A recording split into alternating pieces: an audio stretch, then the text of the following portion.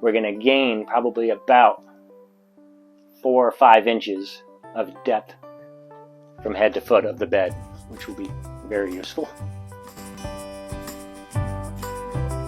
Alright, so what we have here is the supplies for round 1. There are 5 sheets of 3/4 inch Pure Bond formaldehyde-free plywood and 9 sheets of 1/4 inch Pure Bond formaldehyde-free plywood. They are all 4x8. So these drywall screws are for securing the paneling, and the hardwood pocket head hole screws are for securing the bed and the drawers. For constructing those, yep. For constructing those.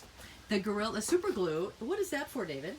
That I'm going to use for securing things into the corner of the curved faux beams to cover the metal. So that way it'll be reinforced in the corners. Okay, excellent. The walls in the van have a concave to them, which you can use and follow that concave, or you can straighten it out if you need to and go from one point to another when essentially shimming out the walls to make it flat. And you have the option of furring out your steel walls to give it more of a break, and mounting panels to the top of that.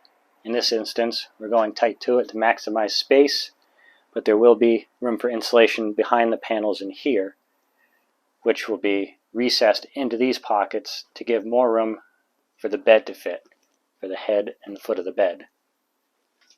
Yeah, so the panels that we're putting in the back end of the van here are going to be recessed into the wall with room for some insulation behind it, so you have a thermal break there. But instead of going with the face of where the panels were, we're going to gain probably about 4 or 5 inches of depth, probably at least 5 inches of depth from head to foot of the bed, which will be very useful. And another thing to keep in mind is where you're going to be able to attach your panels if you're not furring. So you want to watch where the high points are for attachment and what you're going to have to notch around when you go to put your panels up. And these things can be boxed out later. What do you mean by boxed out? They can be covered with something as simple as just a square box that goes up and over this, or you could have it go up, angled in, and go up to maximize space so you get a little more storage. And there's another one on this side here, and there's a spot. This is where the door track is on the outside, so this is going to be dented in and need to be covered over. Got it. And then these beams are wider at the bottom or at the upper surface than they are down here. And so you can make whatever shape you want when you're covering something up. If you don't go all the way across the face here, you can get a little more ceiling height if you lose a little bit of insulation, but gain that ceiling height by covering these, and you just make it as wide as the wider point of your beam, and you can cover the whole thing in one. Another thing to keep in mind is where your wires are in your vehicle, because when you go to cover things up, you don't want to end up putting a screw into a wire. So you either want to have a record of where they are for when you go to do modifications, or have them marked on the surface of the wall. Yeah, in our case, we're going to make a little notebook that has photos of the process so we can know what it looks like behind the walls and under the ceiling. That's a good idea.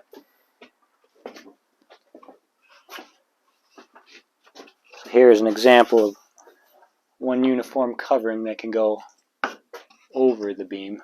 Put it over this one where I've already removed the conduit.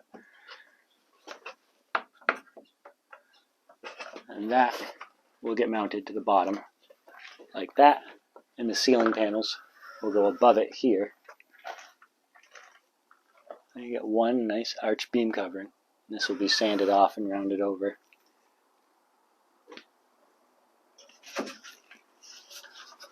So the ceiling panel is going to be, is the ceiling panel going to come up to here or to here? The ceiling panel will be up on this rib here. Got it. So you have some insulation above it, and then the beam cover below it. Okay. So depending on what your priorities are, you may decide to give up a little headroom to put more insulation in both the floors and the ceiling, or one or the other. Also depending on your height. On your height, right. In my case, my husband is 6 feet, so that does mean sacrificing some insulation if we want to keep that height, because this is the medium roof for transit, which is 6 feet. So these cavities down here will be completely insulated front to back, and you get a lot of R value down there. And the panels down here will go straight over the face, and then it will go up and recess in here. And we're going to show you that in just a minute. Alright, so now I will grab some of those panels and show a dry fit. So here's that lower panel dry fit in place. So you see it covers flush over that one. And then I'll show you this panel recessed in here. You can see there's going to be room back here for the insulation to go. Right, so the insulation will go in these recessed areas as well as... It'll fit around here, all around the sides, and behind the recessed part of the panel.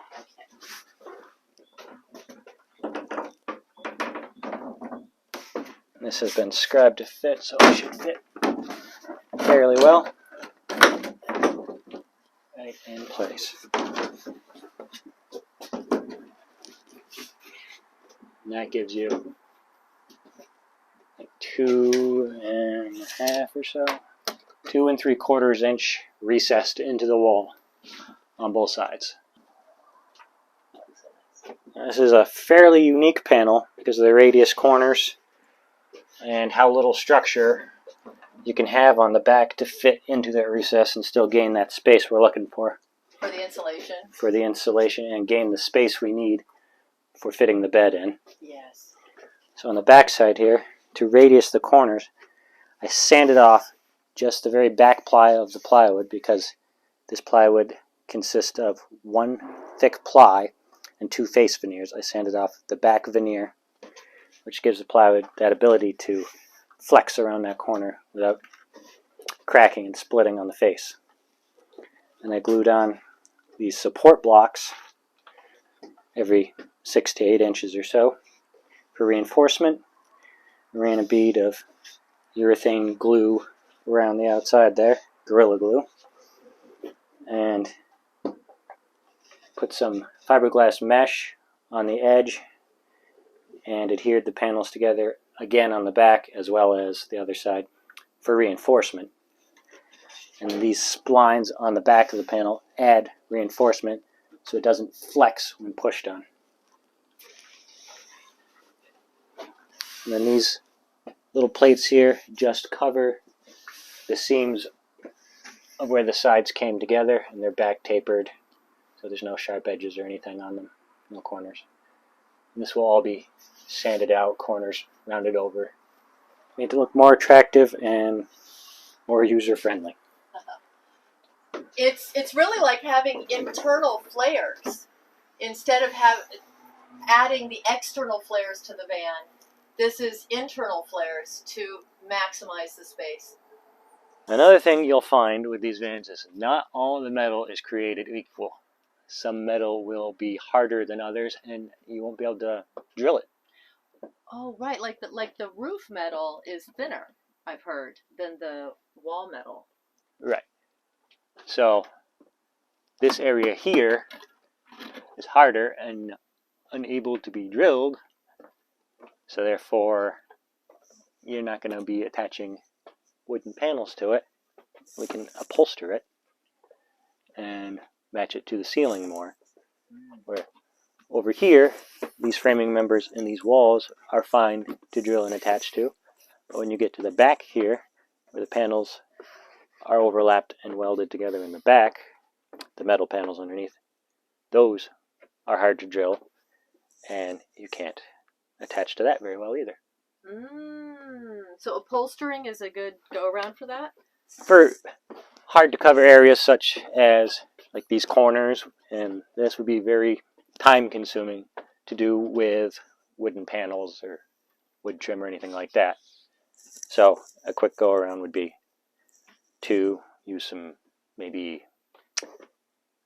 headboard liner, I'm not sure what it's called, the stuff that's used in the front, or any fabric of your choice. You could adhere foam to it, and any fabric you want, or say a carpet, maybe a white shag. Stuff like this. You'd be using contact cement, which does have a lot of obnoxious fumes while you're applying it. Right, yeah. But that does work the best for attaching carpet to things. I wonder if there are any other options that are non-toxic. I think you could probably get really creative at... We're being photobombed non-stop here. You can get really creative in van life, especially with these cargo vans where there's all of these magnetic surfaces. So I don't see why someone couldn't attach magnets, strong magnets, to their carpeting for the smaller wall sections where they need to hang it. If you're someone who's really chemically sensitive and needs to avoid... You could even try stuff like you could adhere a Velcro strip and stitch some Velcro to the back of it if you wanted to be able to remove it and access points to pull wires or whatever. That's a great idea. So yeah, Velcro and magnets are kind of our best friends in van life, and duct tape, and binder clips. Great.